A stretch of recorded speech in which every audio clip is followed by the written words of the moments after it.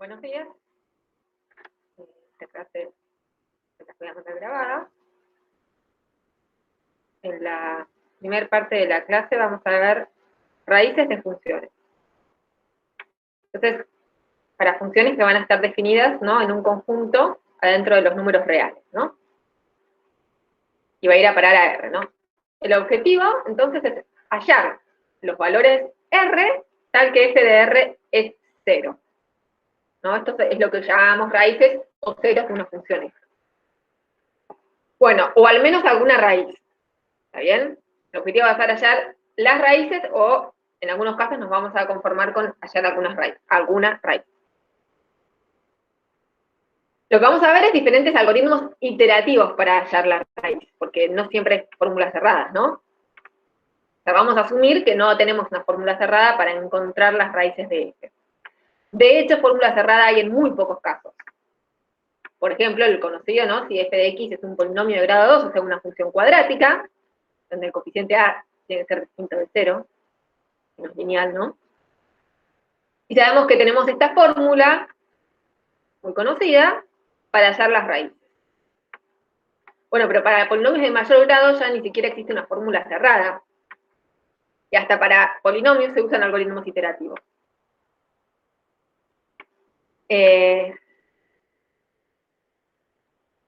Bueno, estos algoritmos iterativos van a parar cuando estoy suficientemente cerca de la raíz o cuando llevo una cantidad de iteraciones, ¿está bien? Bueno, los métodos que vamos a ver, que son los más conocidos, son el método de bisección, el método de Newton-Raphson, el método de la secante y el método de Brett. Bueno, empecemos por el método de bisección. Este va a servir para el caso particular donde la función f tiene que estar definida en un intervalo cerrado, AB, tiene que ser una función continua, y que además en A y en B tenga distintos signos. O sea, f en A tenga un signo, por ejemplo acá en este gráfico, f en A es negativa y f en B positiva, por ejemplo. Que tengan diferentes signos en A y en B es equivalente a decir que f en A por f en B sea menor a C, o a 0. Bueno, esto lo que me asegura es que en ese intervalo hay una raíz, ¿no? Por Bolzano. El teorema de Bolzano dice que entonces existe un valor R tal que f de R es 0, como se muestra acá en el gráfico. Bueno, recuerden que Bolzano decía que había al menos una raíz, pero en realidad podría pasar que hay más de una raíz, ¿no? Por ejemplo, este gráfico. F en A tiene un signo, F en B tiene otro, y en el medio hay 3 raíces. Está bien, Bolzano lo que dice, al menos alguna tenés seguro. Bueno, este algoritmo de bisección va a encontrar alguna de las raíces. Bueno, fíjense que la necesidad de que este sea continua es poder asegurar de que hay una raíz, porque si no, no puedo usar Bolzano y ni siquiera sé si tengo una raíz. Bueno, la idea del algoritmo es el siguiente, la idea es muy sencilla. Es agarrar, y yo sé que entre A y B hay una raíz. Entonces agarro el valor del medio que está entre A y B. Este valor es A más B sobre 2. Este va a ser mi candidato a raíz. Bueno, si f de x1 es igual a 0, o cerca de 0, listo, encontré una raíz. Ahora, ¿qué pasa si f de x1 no es 0?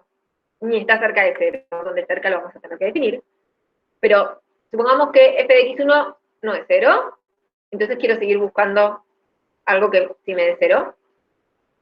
Lo que voy a hacer ahora es, o me voy a quedar con este intervalo, o sea, si x1 no es raíz, entonces es porque la raíz está entre a y x1, o porque la raíz está entre x1 y b. Para decidir, lo que tengo que fijarme es el signo de f en x1.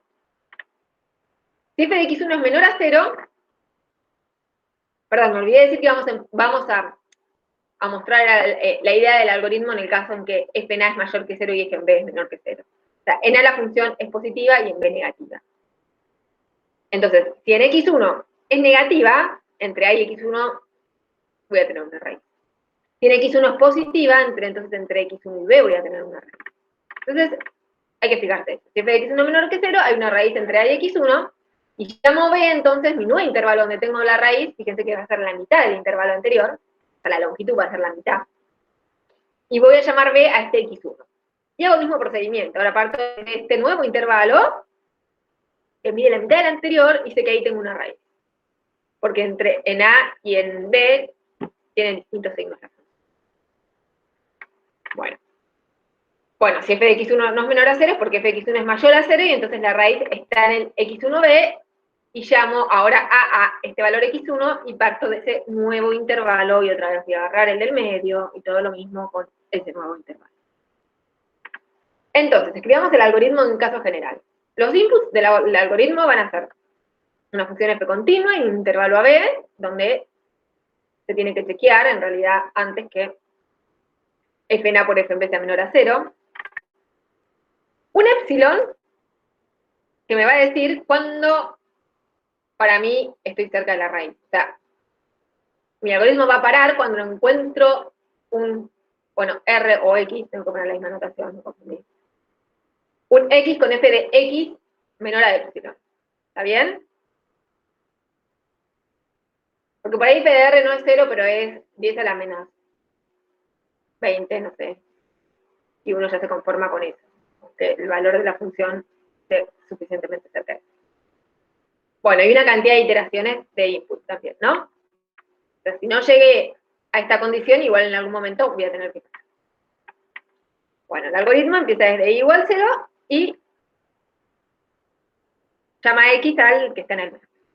Entonces, mientras f de x es mayor o igual a epsilon, o y no superó la cantidad de iteraciones, me voy a fijar. Entonces, si f en a por f en b es menor a 0, es lo que decíamos, entonces b es x y el nuevo valor medio, entonces es esto. Y si no, es porque entonces está pasando esto, y entonces el nuevo, lo que tengo que cambiar es a, que va a ser x, entonces, y el nuevo valor medio es esto. Y incremento el i. Y vuelvo acá. Bueno. Bueno, es claro que el método de bisección converge a una raíz en AB, ¿no? No lo voy a demostrar, pero igual la demostración es sencilla y es bastante intuitivo. Está bien, converge porque siempre el x, la solución que estoy generando va a vivir en un intervalo que tiene medida que tiende a 0, ¿no? Entonces va a converger. Y es muy fácil mostrar que si converge una raíz. Pero bueno, no lo voy a hacer igual, me van a creer. Este algoritmo siempre converge a la raíz. Lo cual pareciera ser un algoritmo muy bueno. Se hace de un algoritmo que solamente con pedir continuidad voy a encontrar alguna raíz. Eso está bueno, tener un algoritmo que siempre funcione. Mientras que f sea continuo, ¿no? Y asegurarme que en A y en B tengan distintos. Pero la desventaja es que es muy lento. ¿Está bien? Hay otros métodos que son muchísimo más rápidos. Por ejemplo, el método de Newton-Raphson. Pero la desventaja de este método es que voy a necesitar que la función f sea derivable. Pero bueno, por ejemplo, si la función es un polinomio, derivar es muy fácil. En algunos casos, entonces, tampoco es tan terrible pedir que la función sea derivable. La idea de este método es ir por la tangente. Por lo tanto, por eso es que necesito armar la recta tangente, y para armar la recta tangente es para lo que uno necesitaba la derivada. Por ejemplo, si el gráfico de esta función, por ejemplo, es esto de acá, y agarro este punto del gráfico y calculo la recta tangente, acuérdense que la recta tangente en ese punto es una recta que cerca de ese punto se parece mucho a la función. ¿Está bien? Bueno, una vez que armo esa recta va a cortar el eje X, la derivada no es 0, ¿no? Por lo tanto va a cortar el eje X, y esa raíz de esa recta, ¿está bien? Ahora de una recta lineal sabemos calcular la raíz. Despejamos, ¿no? Se puede despejar la raíz. Y esa raíz que voy a despejar va a ser mi candidato, ¿está bien? Y ahora voy a hacer lo mismo, tengo este candidato de raíz, me fijo, ¿eso o no? Y si no es, ahora voy a armar la recta tangente en ese punto. ¿Está bien? Bueno. Entonces, voy a empezar de un x0, que bueno, tenemos que decir cómo lo elegimos. Voy a armar la recta tangente en el punto x0 f de x0, que tenía esta fórmula, f' de x0 por x menos x0 más f de x.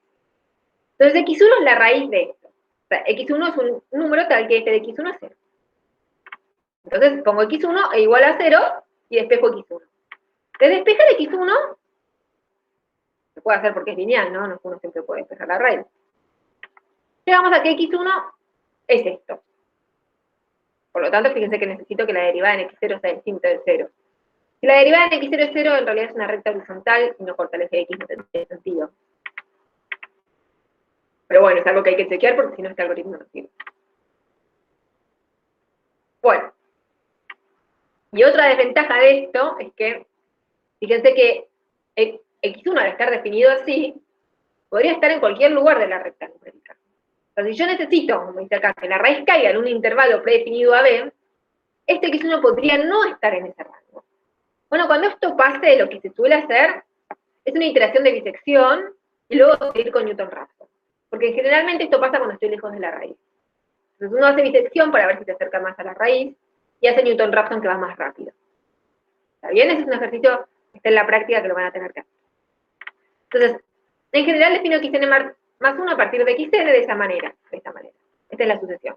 Newton-Raphson hace xn más 1 lo define de esa manera. Bueno, en general no guarda todos los x, toda la sucesión, sino que va actualizando, ¿no? Bueno, y bajo ciertas hipótesis, que no las voy a enumerar, pero uno tiene que empezar suficientemente cerca de la raíz, esta sucesión xn converge a la raíz. ¿Por qué no digo cuáles son esas hipótesis? Porque son hipótesis en general que son muy teóricas, difíciles de chequear, y lo que uno hace en la práctica es, como decía, chequear si el x cae en el intervalo o no, y si no hace un paso de bisección. ¿Está bien? Eso es mucho más sencillo que chequear estas hipótesis que generalmente son inchequeables. Tienen que ver con derivadas de la función, que muchas veces no tienen.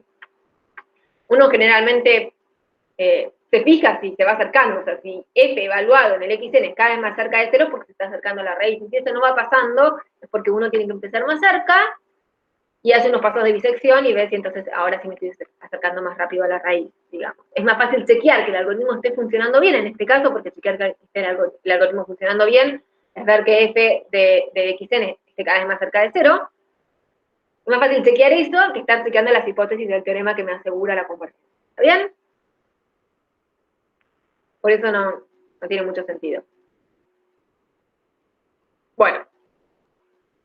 No tiene mucho sentido más o menos porque básicamente lo que me dice el teorema que nos está diciendo las hipótesis es que, bueno, en realidad si vos estás suficientemente cerca, esto converge más rápido que hacer bisección. Entonces siempre te conviene probar con esto y si no bisección. O sea, no es que la teoría no sirva, pero no sirve para que ustedes la chequen cada vez que van a implementar. Bueno, la desventaja de es que necesitas la derivada. Bueno, para armar la recta tangente, ¿no? Pero esto uno lo podría solucionar diciendo, bueno, agarro y armo la recta secante, o sea, uno puede tener también una recta parecida a la función armando la recta secante sin necesitar la derivada, ¿está bien? La recta secante es la que pasa por 2 puntos del gráfico, ¿no? Agarro 2 puntos suficientemente cerca entre ellos y armo la recta secante, o sea, la recta que pasa por esos 2 puntos, y bueno, y en ese intervalito, esa recta secante se va a parecer a la función, ¿está bien? Obviamente es mucho mejor la recta tangente, pero bueno, si uno no tiene la derivada, uno puede hacer esto, armar la secante.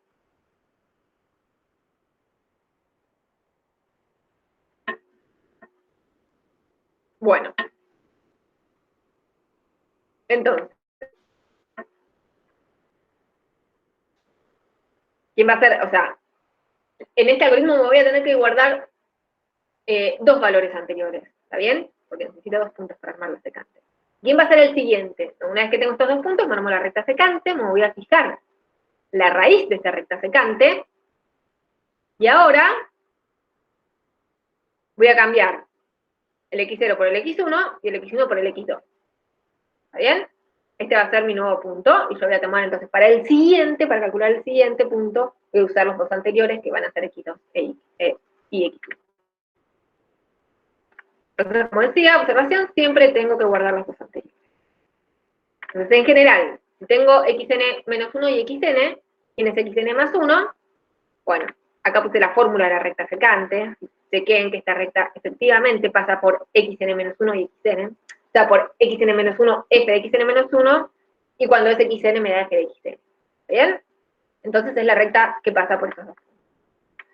Y xn más 1 dijimos es el que cumple que, si pongo que es xn más 1 me tiene que dar 0, dijimos que era la raíz, y como es una recta puedo despejar el xn más 1. El xn más 1 si uno despeja y hace la cuenta, que los invito a hacerla, da esta cosa. Entonces, en general empiezo, el algoritmo ¿cómo sería? Con x0 y x1, hay que definirlos, uno puede hacer los dos primeros pasos de disección, por ejemplo, definir x0 y x1, o si no tiene un intervalo, los pone como quiera, x0 y x1.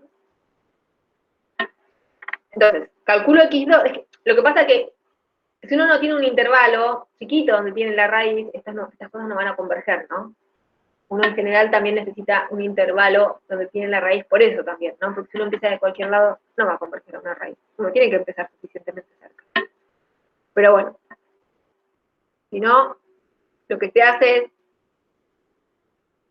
es agarrar un intervalo muy grande y ir partiéndolo a la mitad, ¿no? Siempre como hacer métodos de bisección hasta encontrar un intervalo donde uno sepa que tiene una raíz.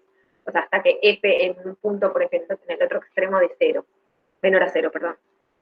¿Está bien? O sea, uno puede hacer un algoritmo muy fácil para encontrar un intervalo donde tenga una raíz. Si uno sabe que hay al menos alguna, ¿no? Uno puede estar buscando toda la vida y no va a encontrar. Bueno. Entonces, voy a empezar de un x0 y x1. Como les decía, lo ideal sería no empezar de cualquier lado. El x2 lo voy a calcular usando esta fórmula de acá. Entonces ahora, lo que voy a hacer es, x0 va a ser x1 y x1 va a ser x2. No hace falta guardar todos los términos. Bueno, tanto en Newton-Raphson como en el método de la secante, voy a parar cuando el módulo de f de xn es menor a epsilon o cuando supero cierta cantidad de iteraciones, eso siempre. ¿Está bien? Vamos a ver ahora el método de Brent. Bueno, en este método voy a necesitar 3 puntos anteriores. ¿Está bien? Voy a necesitar xn f de xn, xn-1 f de xn-1 y xn-2 f de xn. Entonces, la idea de este método es con estos 3 puntos, bueno, uno diría, bueno, con 2 puntos me armaba la lineal, con 3 puntos me armó la cuadrática, pero en realidad no. Esto es un poco distinto porque en realidad lo que va a armar es la función cuadrática de la función inversa de f. O sea, voy a encontrar en vez de una función de x, voy a encontrar una función de y. O sea, voy a armar un polinomio p de grado 2 que cumpla que p en y sub i sea xi. Fíjense que en el método anterior, era el de la secante, por ejemplo, armaba un polinomio lineal, ¿no? Tal que p en xi era y sub i. Acá voy a interponer a la inversa de f. ¿Está bien? Entonces eso es equivalente a encontrar un polinomio de grado 2 que cumpla que esto, que p en y sub i sea xi, donde y sub i obviamente es f de xi, ¿no? O sea, que es una función cuadrática como función de y, o sea, el polinomio va a ser algo así, algo cuadrático. Este polinomio cuadrático va a pasar por 3 puntos del gráfico, ¿no? Y el siguiente punto, obviamente, va a ser la raíz de este polinomio, no la raíz, en realidad, porque es función de y, va a ser p de 0, o sea, cuando y igual a 0, o sea, es cuando este polinomio como función de y corta el eje x, o sea, que no tengo que igualar a 0, sino que tengo que calcular p de 0, o sea, que xn más 1 es p de 0, ¿está bien? Esto es una función de y, este es el eje y. Cuando hago esta función igualada en 0 me da este punto. Bueno, ¿quién es P? Tengo que armar P. Fórmula de un polinomio de grado 2 que pasa por 3 puntos fijos. Esta es una posible. Tratemos de pensar por qué esto funciona, porque más adelante lo vamos a tener que entender.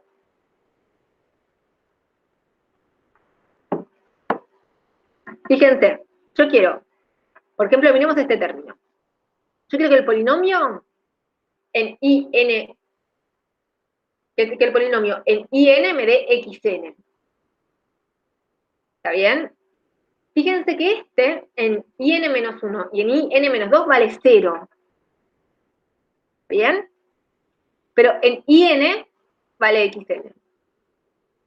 Estos dos, de acá estos términos, como está I menos IN multiplicando, cuando yo evalúe en IN, me va a dar 0. Este también. Este término, cuando yo lo evalúe en IN, va a dar 0. Entonces, estas dos cosas evaluadas en IN van a dar 0. Y esto evaluado en IN, ¿qué va a dar? Fíjense, si yo evalúo acá en IN, donde dice I, pongo IN, esto que estoy marcando en azul va a dar 1, se va a simplificar el numerador que en un denominador, entonces 1 por XN va a dar XN. Entonces, en IN, acá sobrevive XN, nada más, y los demás son 0. Si se fijan, en IN-1, lo que pasa es que en IN-1 esto da 0, esto da 0, y esto da XN-1 como quiero. Y en IN-2, cuando lo evalúo, este da 0, este da 0, y esto da XN-2. ¿Está bien? Entonces cumple esto de acá. P en el I sub I es igual a X. Y es de grado 2, como quería. Bueno, y ahora como hago P de 0, pongo donde dice I 0 y me queda esta fórmula. Y si N-1 es esto. Bueno, y en realidad el método de Brent es un método que es en realidad para buscar raíces en un intervalo AB con f de A por f en B igual a 0. ¿Está bien? Es para funciones continuas y que cumplen esto, para un intervalo cerrado. A ver. Lo que hace entonces el método, porque fíjense que igual que antes, cuando uno calcula el siguiente de esta manera, no tiene por qué caer en el intervalo en el que yo estoy buscando la raíz. Entonces, lo que uno hace, uno empieza siempre con x0 un extremo, x1 otro y x2 el del medio. Y calcula x3 según esta fórmula que está acá. Y se fija si x3 está entre x0 y x2, fíjense que x2 está en el medio de x0 y x1. Siempre lo que va a pasar es que x2 esté en el medio entre x0 y x1. Entonces lo que hace es, bueno, si entre x0 y x2 tengo una raíz, para que se cumple esto, y x3 está en ese intervalo, ahora x3 va a ser el nuevo x2 y el x1 va a ser el x2. ¿Está bien? Y el x0 queda igual. O sea, lo que hace esto es actualizar el intervalo, ¿no? Ahora voy a buscar la raíz entre x0 y x1, donde x2 va a estar en el medio de esos dos. Y voy a tomar estos tres para hallar el x siguiente, ¿no? Bueno, y si la raíz está entre x2 y x1, f de x2 por f de x1 menor a 0, y x3 cae en ese intervalo, entonces se actualizan, ahora entonces el x1 pasa a ser x2. ¿Está bien? Y el del medio pasa a ser x3, entonces. Bueno, y si no pasa ninguna de esas cosas, voy a hacer un método, o sea, porque x3 no va a caer en ese intervalo, hago un paso más de bisección. ¿Está bien? Como ya dijimos cómo se hacía un paso de bisección, lo volví a escribir. ¿Bien? Bueno. Bueno, y hasta acá es todo lo que tiene que ver con raíz, los algoritmos que vamos a ver para raíz. En la práctica tienen para implementar algo que tiene que ver con estas cosas que vimos acá, con algunas modificaciones.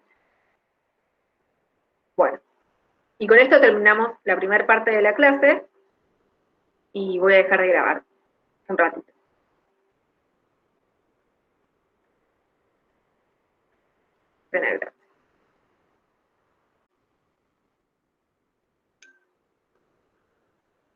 Bueno, seguimos con la segunda parte de la clase, que es interpolación por polinomios o por polinomios atrosos.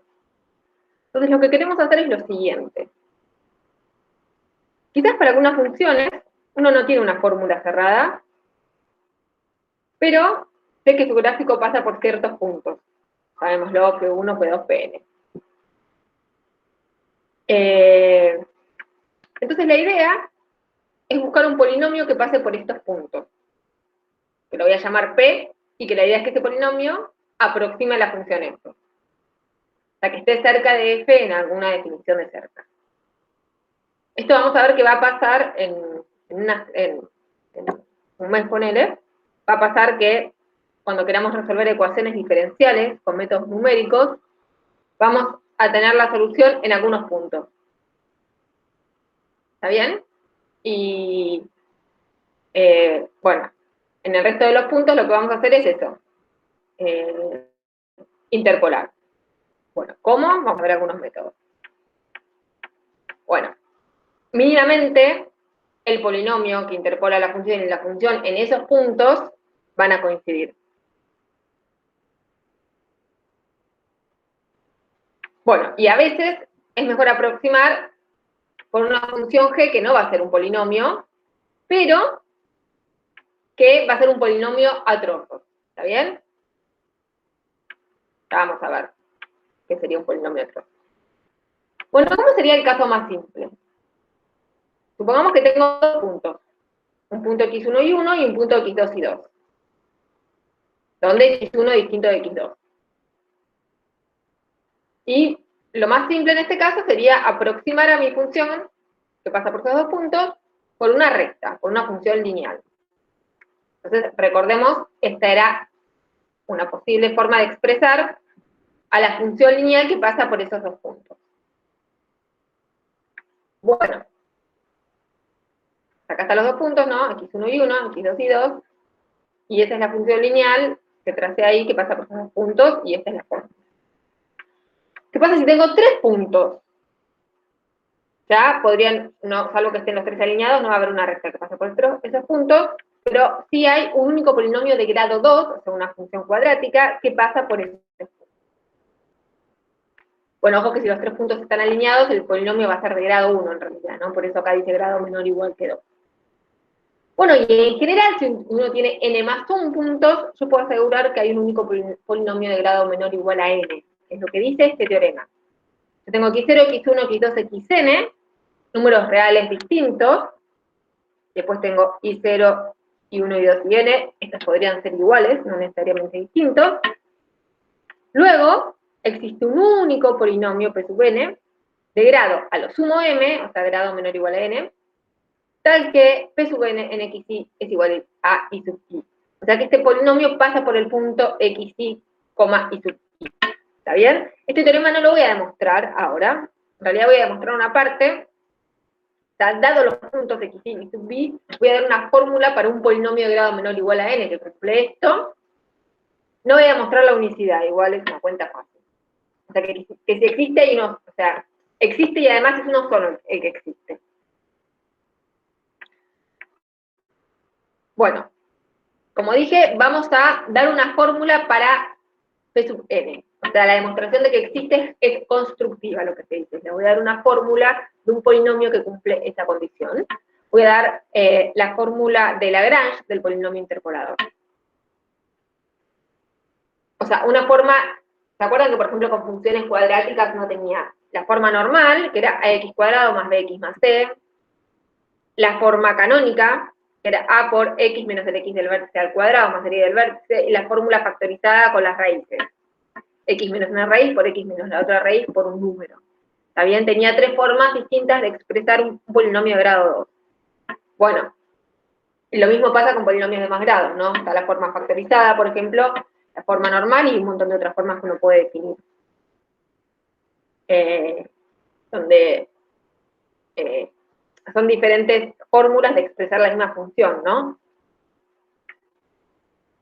Bueno, este, por ejemplo, va a ser, el que voy a dar ahora va a ser una fórmula para el polinomio p sub n interpolador que tenía arriba. Bueno, esta forma consiste en escribir al polinomio de esta manera. Recuerden que tenía que cumplir esto, que es xi de i sub i.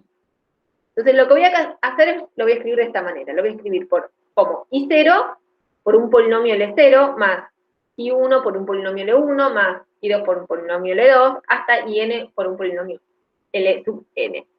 Cada polinomio L sub I va a cumplir que el xi va a ser 1 y los xj distintos a xi va a ser 0. Por ejemplo, L0 va a tener en x0 va a ser 1 y los demás x en x1, en x2, xn, en todos esos va a ser 0. El L1, el polinomio L1 va a ser 1 en el x1 y 0 en todos los demás. ¿Bien? Bueno, fíjense que ahí cumple eso. Entonces, fíjense, ¿qué pasa cuando yo evalúo L0 en x0? Me da 1. Así que todo esto me da 0. Y todos los demás, cuando los evalúo en x0, van a ser 0. Entonces, cuando yo evalúo todo esto en x0, todo esto me queda 0, esto me queda 1, entonces, ¿qué me devuelve? Me devuelve i0. O sea, en x0 da i0. Y cuando yo evalúo en x1, esto en x1 es 1, pero todos los demás en x1 van a ser 0. ¿Está bien? Entonces en x1 me devuelve i1. Bueno, tengo que decir cómo encuentro esos polinomios L sub i que cumplen esto, ¿no? Bueno, por ejemplo, ¿quién va a ser L0? Que cumple que en todos los demás xi, en todos los demás xj que no es x0, va a ser 0. O sea que, fíjense que tiene que ser de esta forma, ¿no? Porque si el x1, x2 hasta xn va a ser 0 es porque x1, x2, xn son raíces, ¿no? Entonces el polinomio va a ser x menos x1 por x menos x2 por x menos xn. ¿Ven? Y ahora, esto me asegura, ¿no? Que estos se estén multiplicando, me asegura que este polinomio en x1, x2 hasta xn son raíces. Y ahora, yo además quiero que cuando lo evalúo en x0, este polinomio me devuelva 1. Pero el numerador, cuando evalúo en x0, me queda x0 menos x1 por x0 menos x2 hasta x0 menos xn. Entonces el denominador, si pongo este mismo número, es un número fijo, entonces me va a dar 1, ¿no? Bueno, ese va a ser L0. Y L1 va a ser, o sea, todos van a ser raíces menos el x1. O sea, x0 tiene que ser raíz, el x2 tiene que ser raíz, hasta x0. ¿Está bien? Y para que en x1 me dé 1, tengo que dividir por x1 menos x0, x1 menos x2, o sea, lo que dice en el numerador, pero evaluado en x1. Bueno, y en general, el i va a ser la productoria de x menos xj, donde j no puede ser el i. Y dividido por xi menos xj. ¿Está bien? Bueno, si yo agarro los LI definidos así, cumplen con esta condición, y por lo tanto, este polinomio cumple que en xi es i sub i, como veíamos ahí arriba. Y además, obviamente, cada uno de estos polinomios es de grado n, cada uno de estos es de grado exactamente n. El L0, el L1, el L2, todos esos son de grado n. Exactamente n, por cómo están definidos.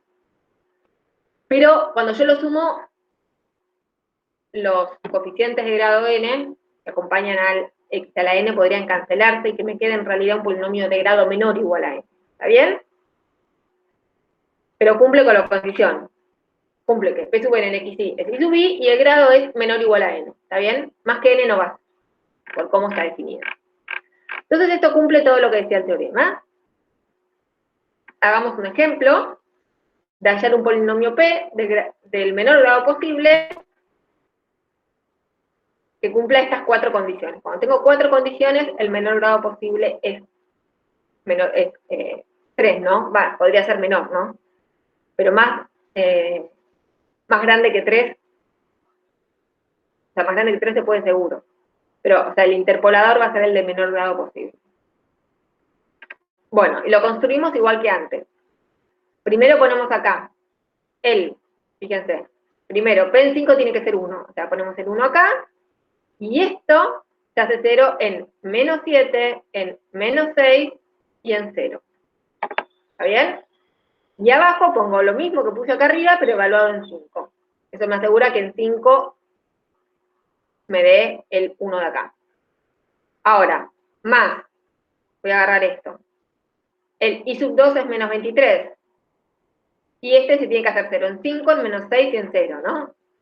Por eso están estos multiplicados acá. Y ahora, evaluado en menos 7, tiene que dar 1, entonces todo esto, pongo lo mismo que hice arriba, pero en vez de x, menos 7. Lo mismo con los demás, por eso acá va un menos 54, porque I sub 2 es menos 54. Acá va menos 954, porque el I sub 3 es menos 954. ¿Está bien? Y escribí más lindo los denominadores, si te las cuentas, pero después hay que dejarlo así, no hace falta hacer las distributivas. Uno puede, esta es una fórmula para un polinomio, y si no me dice escribirlo de forma normal, que es un número por extra algo, más un número por extra algo, más, ¿sí? De la forma normal. Si no me dice escribirlo en la forma normal, yo lo puedo dejar así. ¿Está bien? Como respuesta. Este es el polinomio que cumple, del menor grado posible, que cumple todo lo pedido. Bueno. Ahí interpolé ciertos números, ¿no? Ciertos puntos fijos. Ahora esos puntos, x y sub y van a ser el gráfico, van a ser puntos del gráfico de una función. Entonces ahora el p sub n va a pasar por los puntos de la forma x y f de x y. O sea, el i sub i va a venir de ser f de x y. Siempre el x0, x1, xn van a ser fijos. Bueno, en el caso entonces en el que i sub i es hacer f de x y, hay un teorema que me dice el polinomio interpolador cuán cerca está de f. Este es el teorema. Le vamos a pedir a la función que sea derivable n más 1 veces y con derivadas continuas. Entonces, el polinomio interpolador cumple esta formulita. Que para cada x que esté en un intervalo, ¿saben? Los puntos x0, x1, xn van a ser adentro de un intervalo fijo. Entonces, por cada x que esté dentro de ese intervalo, uno puede decir que la diferencia entre f de x y el polinomio en x tiene esta forma. 1 sobre n más 1 factorial por la derivada n más unésima evaluada en un punto de ese intervalo, ese punto va a depender del x, por la productoria de x menos xy.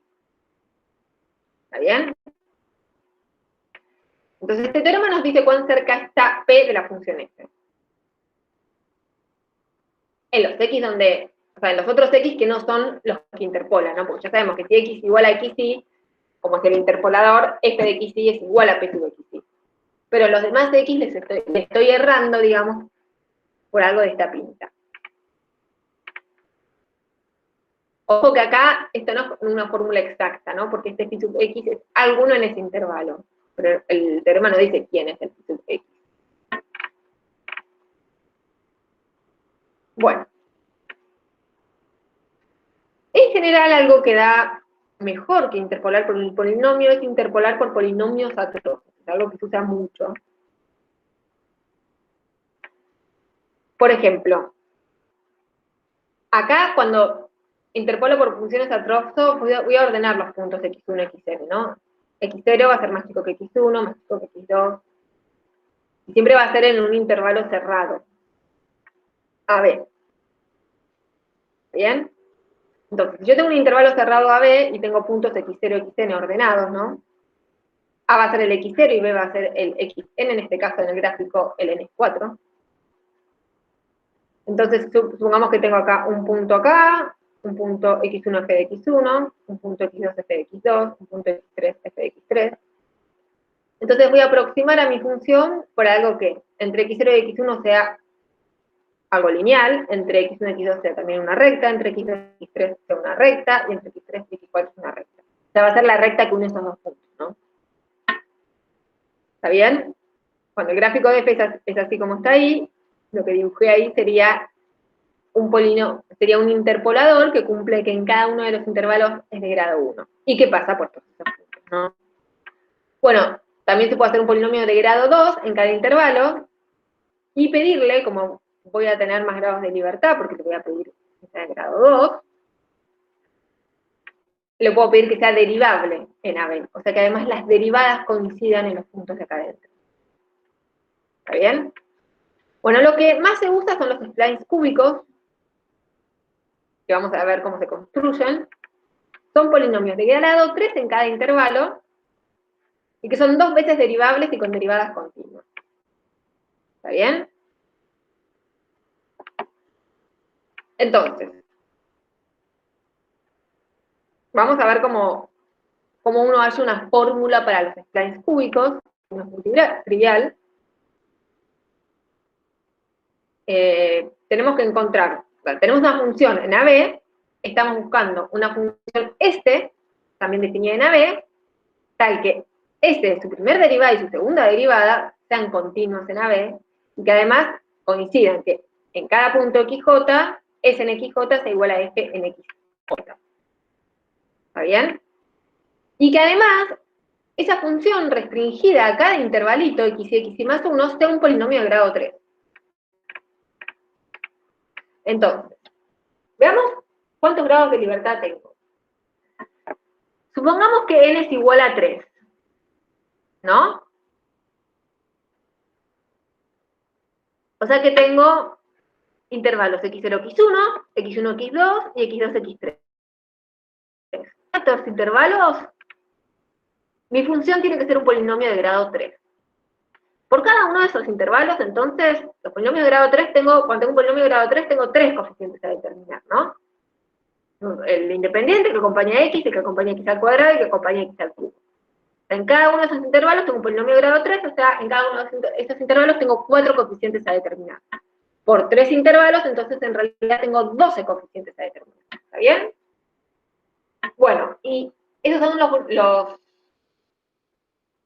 digamos, los grados de libertad, ¿no? Pero, ¿cuántas condiciones tengo? Tengo, por un lado, que en x0 tiene que ser igual a f de x0, que x1 tiene igual a ser a f de x1. Llamo ese 0 al polinomio en x0, x1. Ese 1 al polinomio entre x1 y x2, y ese 3 entre x2 y x3. ¿Está bien? Ese 0 en x1 tiene que ser igual a ese 1 en x1. Ese 1 en x2 tiene que ser igual a ese 2 en x3, a ese 2 en x3. Y además ese 0 en x0 tiene que ser f de x0, ese 1 en x1 f de x1, ese 2 en x2 f de x2 y ese 2 en x3 f de x3. ¿Está bien? Acá tengo 6 condiciones. ¿Está bien? Estas condiciones vienen de que tiene que ser igual a la función en esos puntos, que tienen que ser continuas, y listo. Bueno, y si queremos que ese prima y ese prima prima sean continuas en x1 y x2, ¿está bien? En los puntos de adentro, digamos, las derivadas tienen que coincidir en los puntos de adentro, la primera y la segunda. ¿Está bien? Y como tengo 2 puntos adentro, en realidad, por cada una de estas cosas que yo le voy a pedir que sean continuas, voy a tener 4, o sea, por cada una de estas voy a tener 2 condiciones, así que en total tengo 4 condiciones más. O sea que tengo 6 más 4, 10 condiciones. O sea, voy a tener en realidad 10 ecuaciones lineales. Y tenía 12 coeficientes, ¿no? A determinar y tengo 10 ecuaciones lineales. Entonces, en realidad, si uno lo plantea así, va a tener infinitas soluciones, o sea, va a tener infinitos splines cúbicos. Bueno, si fija las primeras derivadas en los extremos o las segundas derivadas en los extremos, uno pide algo sobre estas cosas, entonces uno va a tener 2 condiciones más y ahí le queda un sistema, digamos, de 12 ecuaciones lineales con 12 incógnitas que va a tener una sola solución. No lo voy a demostrar, pero igual se puede demostrar. Y esto nos da la existencia y unicidad. Bueno,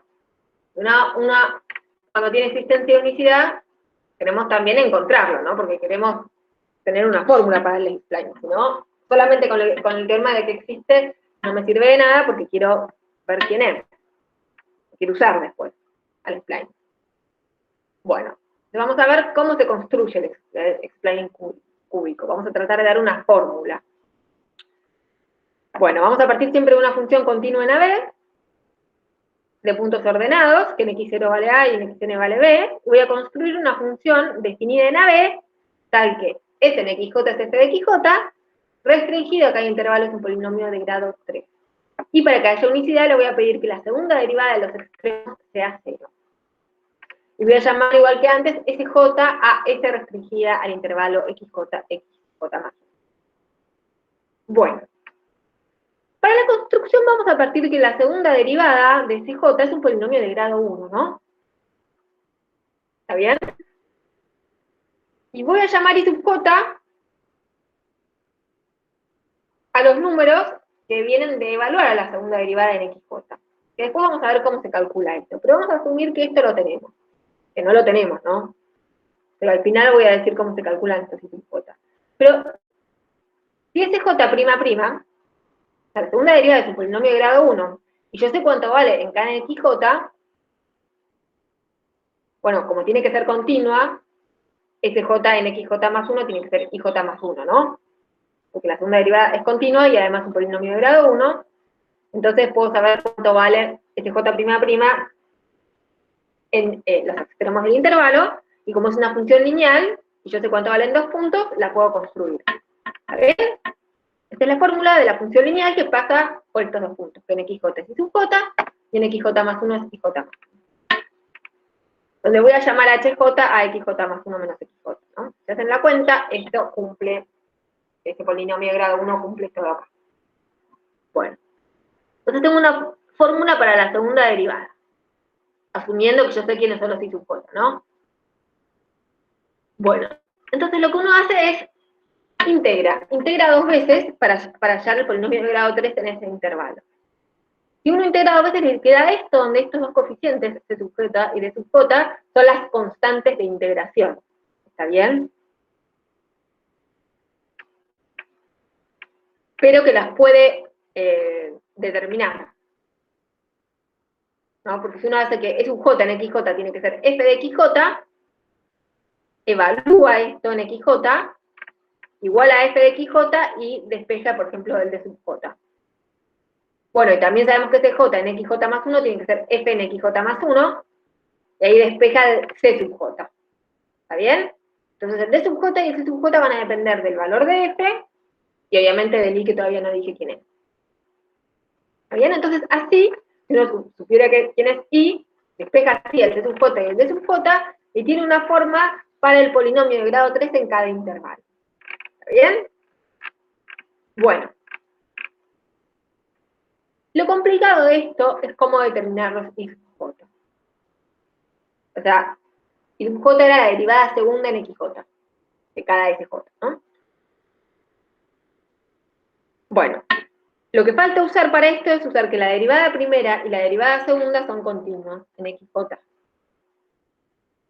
En cada J, ¿no? Entonces, SJ' en XJ más 1 tiene que ser igual a SJ más 1' en XJ más 1.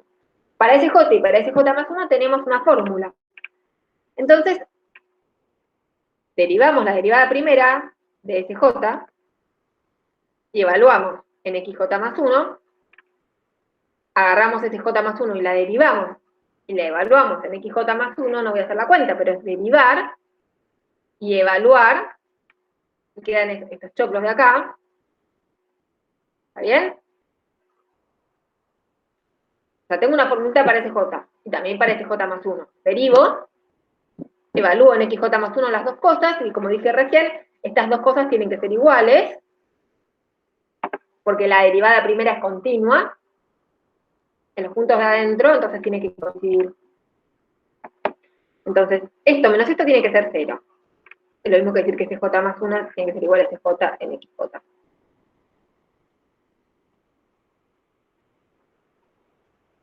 Acá va J más 1. Olvidé el más 1. De acá, se ve que me salió mal, lo borré y no lo volví a escribir. Tiene que decir J más 1, como dije acá arriba. ¿Está bien? Bueno, igual evalué bien y fui a hacer la resta bien. Entonces, ¿qué es lo que uno hace? Cuando lo que tenemos es que determinar los I sub J, ¿está bien? Entonces, lo que hace acá es pasar todo lo que tiene I, por ejemplo, esto no tiene ningún I sub J, lo paso para el otro lado. Todo lo que tiene I queda de un lado y lo que tiene J va del otro, lo paso para el otro lado, todo esto no tiene ningún I sub I, ni I sub J.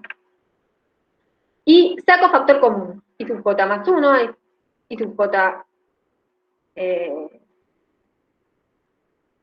bueno, todavía no saqué factor común, acá nada más pasé para el otro lado. Todo lo que paso para el otro lado que no tiene I sub I, que no tiene sub j, ni b sub j más 1, ni sub j menos 1. Lo llamo b sub j, ¿está bien? El lado derecho de la ecuación lo llamo b sub j para no escribirlo todo el tiempo, ¿está bien? Entonces este choclo lo llamo b sub j. Que esto depende de, fíjense que esto que llamamos b sub j nada más depende de la función f y de los puntos, y no de los i sub j. Bueno, ahora saco factor común i sub j, i sub j más 1, i sub j más 2. Entonces queda una ecuación lineal, ¿no? En los i sub j que son los que tengo que resolver. Bueno, y además fíjense que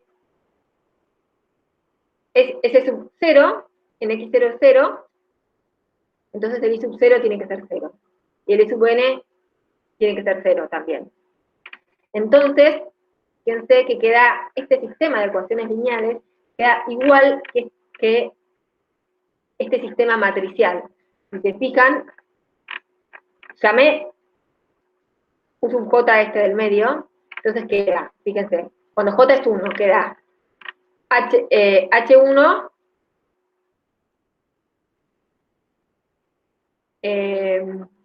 por I sub 1. Bueno, cuando j es 0, esto queda 0 y queda I1 por queda la primera ecuación, ¿no? Cuando j es 0. Queda 1 por I sub 2 más H1 por I sub 2. Queda esta ecuación de acá. U0 por I sub 1, H1 por I sub 2 igual B0. Eso es cuando J es 0. Cuando J es 1, fíjense que les queda hacer, ¿no?, la fila 2 por esto, igual a B1. ¿Está bien? Bueno, y uno puede llegar a, fíjense, cuando J queda en menos 2, que les queda esta, la última ecuación. Bueno, entonces, este sistema de ecuaciones lineales es equivalente a este sistema matricial. ¿Está bien? Esta es una matriz tridiagonal. Entonces, fíjense también que el U se arma con los H, ¿no? Toda esta matriz depende de los X, ¿no? Porque los H dependían de los X. Y esta depende de los X y de la función F. Y resuelve este sistema y despeja el I0 y N menos, y hasta el IN menos 1. El I0 era 0 y el IN era 0 también, ¿no? Por las condiciones que habíamos puesto de la segunda derivada en los bordes. Bueno, y vimos algoritmos suficientes para resolver esta sistemas tridiagonales, ¿no? Bueno, entonces así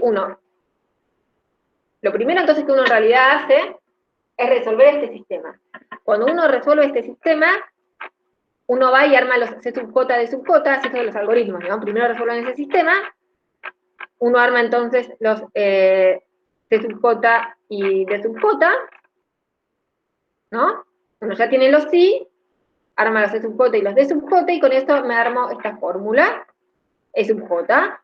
Entonces así uno construye el spline cúbico. ¿Está bien? O sea, uno construye el polinomio en cada intervalo. ¿Está bien? Y esto cumple todas las condiciones. Bueno. Listo. Eso es todo por hoy.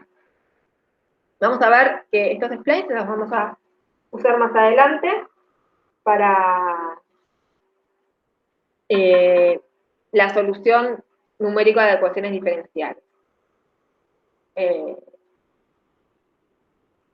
Igual no les voy a pedir que lo hagan porque es algo bastante fácil de implementar, ¿no? Resolver un sistema tridiagonal y después hacer una formulita, y eso ya está implementado en una librería de Python. Y después en la práctica les paso el nombre, pero todas estas cosas de interpolación están implementadas en Python. Y casi todas las cosas que vimos en la grabación anterior de raíces también están implementadas en Python. El que más se usa es el de Brent, que está implementado tal cual yo se los di en Python. Y bueno, uno puede hacer un montón de modificaciones que no están en Python. No todo está. De hecho, yo en la práctica les voy a pedir que implementen algo que no está en Python, sobre raíces. Bueno, ya lo vamos a ver la clase que viene. Eso es todo por hoy.